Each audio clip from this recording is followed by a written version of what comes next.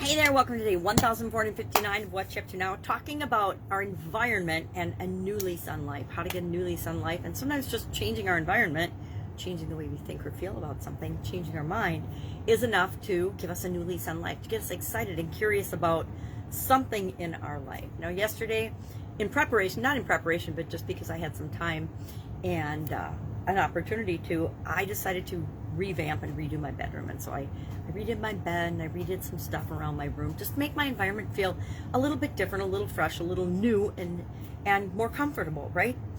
I think one of the places we should always be comfortable is in our bedroom, right? I have that feeling whenever I step into or climb into my bed. Oh, it's just so cozy and warm and comfortable. It just feels like home to me. It's my belief that we should have a spot like that in our home, in our environment, that we just feel 100% safe, cozy, and comfortable. Now, our idiom for Supersize Your Business today was to have a new lease on life. So I talked about several different ways that you can get energy in your organization, get reinvigorated, get excited again, or find more ways to become successful to create the business that you want in that segment. For our annual challenge this year, to do one thing every day that that improves us. That was last year's, was a centering challenge. This year, it's all about improving yourself in a little way every day. Do something every day that makes you feel better and makes you feel better about yourself. We're focusing on physical this first month, and we will move to emotions next month, because I don't know, it's not a particular order. You can do them in any order. You can focus on what you want, when you want. We could mix them all up. I could do something random every day, but I think that there's certain areas and aspects of our life that deserve some concentrated effort and thought. And if we break them down into little pieces, it's easy to consider them. If we thought about our environment as a whole and had to make a decision about that or choices about that, we make choices and decisions about our environment all the time. It would be overwhelming. Most of our life, with all the information that we're inundated with these days, would be overwhelming if we didn't compartmentalize and filter out all of the things that aren't important to us. Our brain and our subconscious does a very good job of filtering out 99% of the world that we don't need to pay attention to, right? We don't need to consider in order to keep us safe. And so we only ever notice about 1% of what's going on around us. And the 1% is different for each and every one of us, right? The 1% of things that I notice is different than the 1% of things that you would notice. And maybe that's not an exact statistic. I don't know. It doesn't matter. The point is, statistics are pretty much made up all the time anyway, right? You can find a number or a statistic to support absolutely anything that you can imagine. You can also find the opposite statistic to negate absolutely anything you can imagine. Why? Because it's all made up. So today, thinking about my environment and continually improving my environment, not just today or yesterday, but as I move forward, doing the little things that make a big difference, right? I like to do something called the big domino theory. And I can't remember who talked about this, some marketer, maybe not Chet Holmes. I don't remember who it was, maybe Dan Kennedy, I don't know. But somebody talks about the big domino. There's probably a book on it, right? But I remember learning about the big domino, and maybe it's Tim Ferriss, actually. Anyway, whoever it is, let's give them credit. Knowing it's not my idea, but I did learn a lot from this. Find the one little thing that you can do every day that will positively impact other things, right? So if I exercise every day, that doesn't only impact my health and my physical well-being. It helps me mentally, it helps me emotionally, it helps me spiritually, it helps me physically, it helps me to have better relationships with other people because I'm taking care of myself, etc.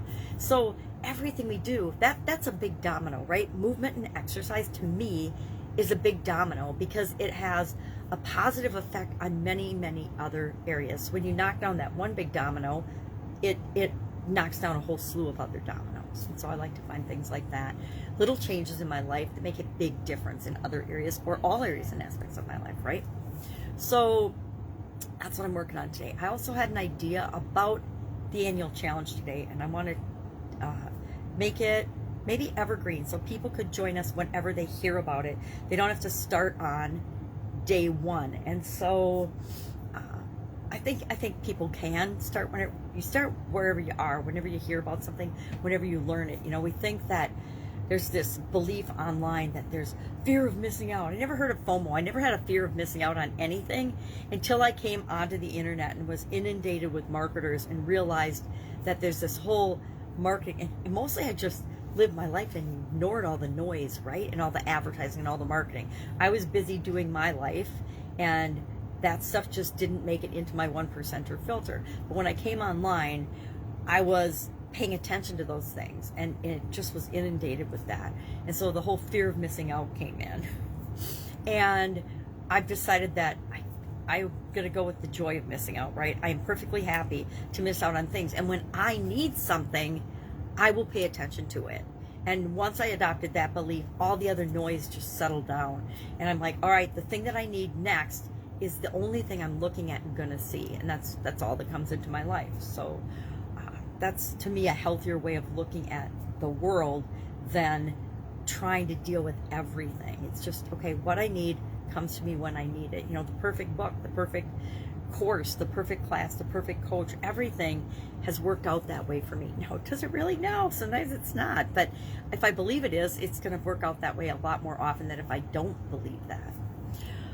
So I was thinking about the challenge, and I want to make sure that it's comfortable for anybody to hop in anytime. And you don't really miss out on anything by joining us, you know, on day 100 versus day 1.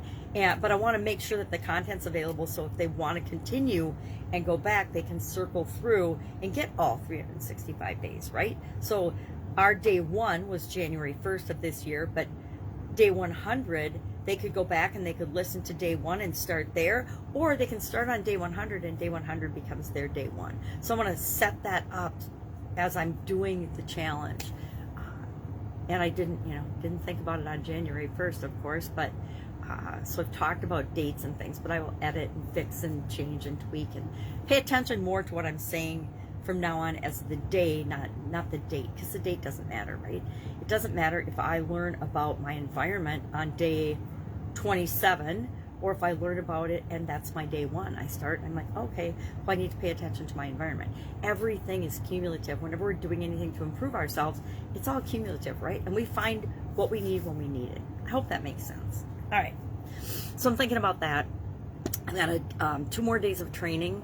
There's a bonus day on Friday, so today's Thursday, so today is day 3 of a training I'm in. And then, of course, they always add a bonus day so they can market something to you, which I get the strategy, I get it, I understand, but I don't love it. But that's because it's not the thing I need to buy right now. It's just the things I want to learn, but it's not necessarily the things I need to buy.